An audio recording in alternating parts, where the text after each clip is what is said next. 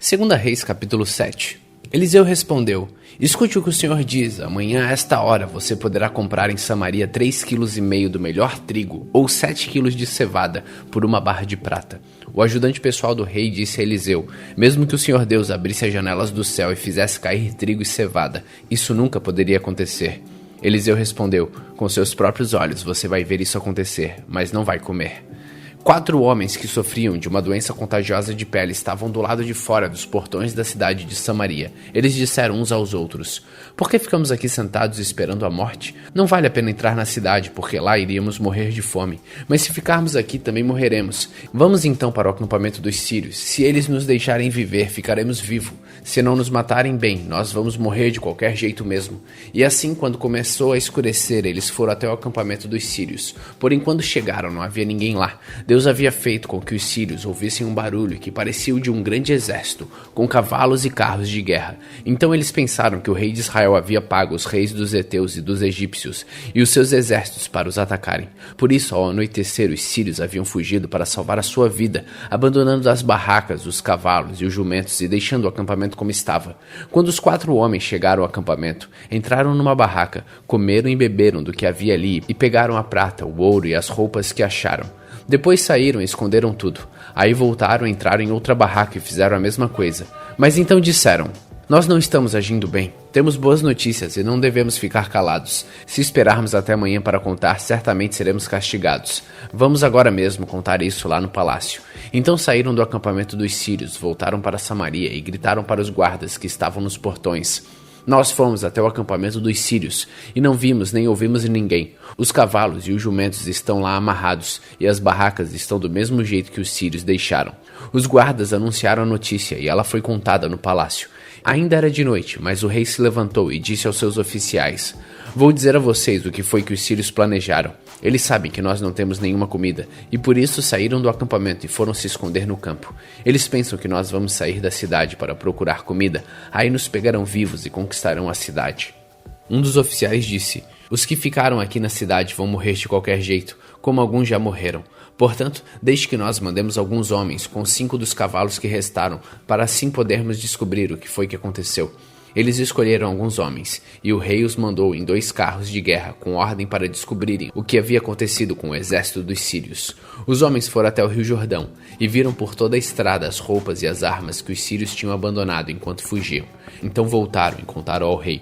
O povo de Samaria saiu e avançou nas coisas que tinham no acampamento dos sírios, e conforme o Senhor tinha dito, 3,5 kg do melhor trigo ou 7 kg de cevada foram vendidos por uma barra de prata.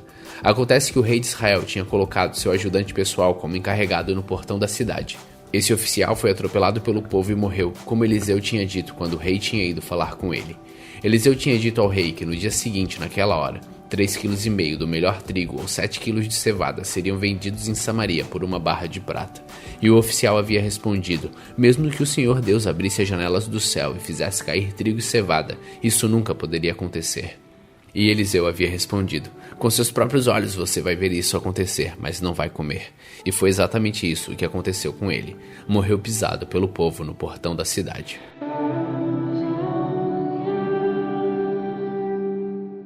Segunda Reis, capítulo 8. Eliseu tinha dito à mulher que morava em Sunem, a mãe do menino que ele tinha ressuscitado, que o Senhor Deus tinha avisado que ia haver uma grande falta de alimentos. Disse também que a fome ia durar 7 anos naquela terra, e por isso ela devia sair de lá com a sua família e ir morar em outro lugar. Ela havia seguido o conselho do profeta e tinha ido com a sua família morar na terra dos filisteus, onde ficou 7 anos. Quando passaram os 7 anos, ela voltou para Israel e foi falar com o rei a fim de pedir que devolvessem a sua casa e as suas terras. O rei estava falando com Geazi, o empregado de Eliseu, pois queria saber dos milagres que Eliseu havia feito. Geazi estava contando ao rei como Eliseu havia feito um morto viver de novo. Nesse momento, a mulher chegou para fazer o seu pedido ao rei. Então Geazi disse: ó rei, aqui está a mulher, e aqui está o filho dela, que Eliseu ressuscitou. O rei fez perguntas à mulher e ela confirmou a história de Geazi. Então o rei chamou um oficial e lhe disse que devolvesse à mulher tudo que era dela, e também o valor de todas as colheitas que as suas terras haviam produzido durante os 7 anos em que ela havia estado fora. Eliseu foi até a cidade de Damasco, numa época em que o rei Ben-Hadad da Síria estava doente. Então o rei soube que Eliseu estava lá. Disse a Hazael, um dos seus oficiais: leve um presente para o profeta e peça que ele consulte a Deus, o Senhor, para saber se eu vou ficar bem. Então Hazael carregou 40 camelos com todos os tipos dos mais finos produtos de Damasco e foi falar com Eliseu. Quando se encontrou com ele, disse: o rei Ben-Hadad, que é como se fosse seu filho, mandou perguntar ao Senhor se ele vai ficar bem da sua doença. Eliseu disse: o Senhor Deus me disse que o rei vai morrer, mas diga a ele que ele vai ficar bom. E ficou olhando firmemente para Hazael durante tanto tempo, que ele ficou sem jeito e de repente Eliseu começou a chorar. E Hazael perguntou: por que o senhor está chorando? Eliseu respondeu: porque sei das coisas terríveis que você vai fazer contra o povo de Israel. E continuou: você vai pôr fogo nas fortalezas de Israel, vai matar os moços, esmagar as crianças e rasgar a barriga das mulheres grávidas. Como poderia eu chegar a ser tão poderoso? Perguntou Hazael. Eu não sou ninguém. O Senhor Deus me mostrou que você vai ser o rei da Síria, respondeu Eliseu. Hazael voltou até o lugar onde estava o rei Ben-Hadad, e este lhe perguntou: o que foi que Eliseu disse? Ele disse que o senhor vai ficar bom, com certeza, respondeu Hazael. Mas no dia seguinte, Hazael pegou um cobertor, molhou-o bem e com ele sufocou o rei. E Hazael ficou no lugar de Ben-Hadad, como rei da Síria. No 5º ano do reinado de Jorão, filho de Acabe, como rei de Israel, Jeorão, filho de Josafá, se tornou rei de Judá. Quando isso aconteceu, Jeorão tinha 32 anos de idade. Ele governou 8 anos em Jerusalém. A mulher dele era filha do rei Acabe, de Israel. E Jeorão seguiu os maus caminhos de Acabe e dos outros reis de Israel, como a família de Acabe havia feito. Jeorão pecou contra Deus, o Senhor. Mas o Senhor não quis destruir Judá, pois havia feito uma aliança com seu servo Davi, prometendo que os seus descendentes sempre seriam reis. Durante o reinado de Jeorão, o país de Edom se revoltou contra Judá e se tornou independente. Por isso Jeorão saiu com todos seus carros de guerra e foi até Zair. Ali eles foram cercados pelos edomitas para escapar. Jeorão e os comandantes dos carros de guerra atacaram os edomitas durante a noite, e os soldados de Jeorão fugiram para suas casas. Desse tempo em diante, Edom ficou independente de Judá. Nessa mesma época, a cidade de Líbna também se revoltou. Todas as outras coisas que Jeorão fez estão escritas na história dos reis de Judá. Jeorão morreu e foi sepultado nos túmulos dos reis da cidade de Davi, e o seu filho Acasias ficou no lugar dele como rei. No ano 12 do reinado de Jorão, filho de Acabe, como rei de Israel, Acasias, filho de Jeorão, se tornou rei de Judá. Quando isso aconteceu, Acasias tinha 22 anos de idade. Ele governou 1 ano em Jerusalém. A mãe dele se chamava Atalia e era filha do rei Onri, de Israel. Por ser aparentado com o rei Acabe pelo casamento, Acasias seguiu o exemplo da família de Acabe e pecou contra Deus, o Senhor. O rei Acasias se juntou com o rei Jorão, de Israel, a fim de guerrear contra o rei Hazael, da Síria. Os exércitos deles lutaram em Ramote-Gileade e Jorão foi ferido na batalha. Então ele voltou para a cidade de Jezreel, a fim de tratar dos ferimentos, e Acasias foi até lá para visitá-lo.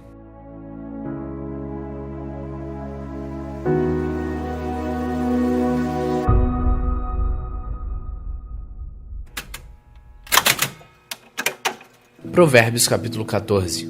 A mulher sábia constrói o seu lar, mas a que não tem juízo destrói com as próprias mãos. Quem é honesto mostra que teme o Senhor, mas a pessoa que se desvia dos caminhos do Senhor o está desprezando.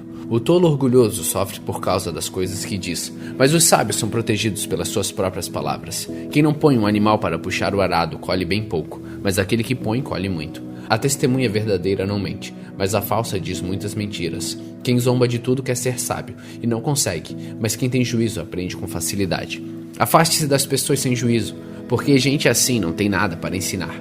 Por que será que a pessoa juizada é sábia? É porque ela sabe o que faz. Por que será que o tolo não tem juízo? É porque ele apenas pensa que sabe o que faz.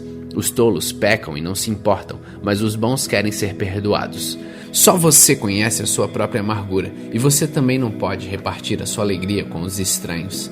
A casa dos maus será destruída, mas a cabana dos bons continuará de pé. Há caminhos que parecem certos, mas podem acabar levando para a morte. O sorriso pode esconder a tristeza quando a felicidade vai embora. A tristeza já chegou. Os maus terão o que merecem, mas os bons serão recompensados pelo que fazem. A pessoa simples acredita em tudo, mas quem tem juízo está sempre prevenido. Quem tem juízo toma cuidado a fim de não se meter em dificuldades, mas o tolo é descuidado e age sem pensar. Quem se zanga facilmente faz coisas tolas, mas o sábio permanece calmo. Os tolos recebem o que a sua tolice merece, mas os ajuizados são recompensados com o conhecimento. Os maus terão de respeitar os bons e pedir humildemente a sua ajuda. O pobre é desprezado até pelo seu vizinho, mas o rico tem muitos amigos. Desprezar os outros é pecado, mas aquele que faz o bem aos pobres é feliz. Quem trabalha para o bem ganha confiança e o respeito dos outros, mas quem trabalha para o mal está cometendo um erro. Quem trabalha tem com o que viver, mas quem só conversa passará necessidade. Os sábios são recompensados com as riquezas, mas a recompensa do tolo são as suas próprias tolices. A testemunha que diz a verdade pode salvar vidas, mas a que diz mentiras é traidora. No temor ao Senhor, o homem encontra um forte apoio e também segurança para sua família. O temor ao Senhor é uma fonte de vida e ajuda a evitar as armadilhas da morte. A grandeza de um rei depende do número de pessoas que ele governa. Sem elas, ele não é nada. A pessoa que se mantém calma é sábia, mas a que facilmente perde a calma mostra que não tem juízo. A paz de espírito dá saúde ao corpo, mas a inveja destrói como câncer. Quem persegue os pobres insulta a Deus, que os fez, mas quem é bom para eles honra a Deus. A maldade leva os maus à desgraça, mas a honestidade protege os bons. No coração das pessoas sensatas mora a sabedoria, mas os tolos não a conhecem. A justiça engrandece um povo, mas o pecado é uma desgraça para qualquer nação. Os reis recompensam os servidores competentes, mas castigam os que não agem bem.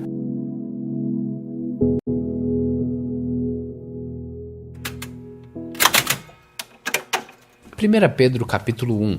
Eu, Pedro, apóstolo de Jesus Cristo, escrevo esta carta ao povo de Deus que vive espalhado nas províncias do Ponto, Galácia, Capadócia, Ásia e Bitínia. Vocês foram escolhidos de acordo com o propósito de Deus, o Pai. E pelo Espírito de Deus vocês foram feitos um povo dedicado a Ele, a fim de obedecerem a Jesus Cristo e ficarem purificados pelo seu sangue. Que vocês tenham mais e mais a graça e a paz de Deus. Louvemos a Deus, o Pai do nosso Senhor Jesus Cristo, por causa da sua grande misericórdia. Ele nos deu uma nova vida pela ressurreição de Jesus Cristo. Por isso, nosso coração está cheio de uma esperança viva. Assim esperamos possuir as ricas bênçãos que Deus guarda para o seu povo. Ele as guarda no céu, onde elas não perdem valor e não podem se estragar, nem ser destruídas. Essas bênçãos são para vocês, que por meio da fé são guardados pelo poder de Deus, para a salvação que está pronta para ser revelada no fim dos tempos.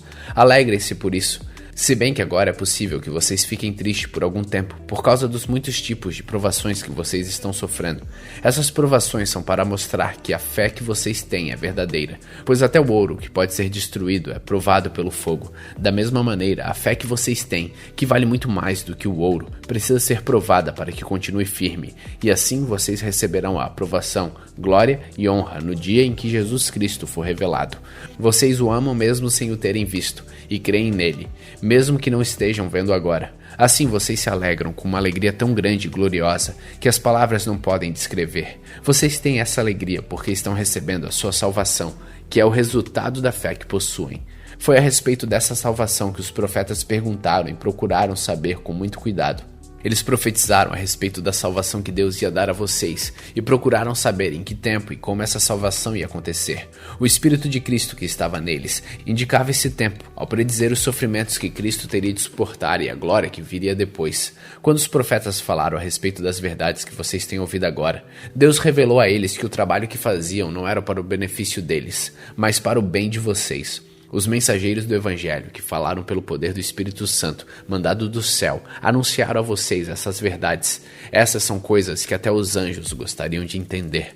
Portanto, estejam prontos para agir. Continuem alertas e ponham toda a esperança na bênção que será dada a vocês quando Jesus Cristo for revelado. Sejam obedientes a Deus e não deixem que a vida de vocês seja dominada por aqueles desejos que vocês tinham quando ainda eram ignorantes. Pelo contrário, sejam santos em tudo que fizerem, assim como Deus que os chamou é santo. Porque as Escrituras Sagradas dizem: sejam santos porque eu sou santo. Quando oram a Deus, vocês o chamam de Pai, Ele que julga com igualdade as pessoas de acordo com o que cada um tem feito. Portanto, durante o resto da vida de vocês aqui na terra, tenham respeito a Ele, pois vocês sabem o preço que foi pago para livrá-los da vida inútil que herdaram dos seus antepassados.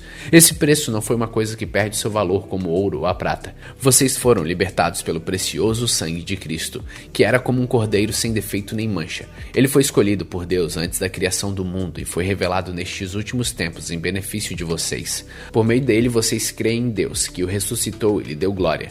Assim, a fé e a esperança que vocês têm estão firmadas em Deus. Agora que vocês já se purificaram pela obediência à verdade e agora que já têm um amor sincero pelos irmãos na fé, amem uns aos outros com todas as forças e com um coração puro. Pois vocês, pela viva e eterna palavra de Deus, nasceram de novo como filhos de um Pai que é imortal e não de pais mortais, como dizem as Escrituras Sagradas.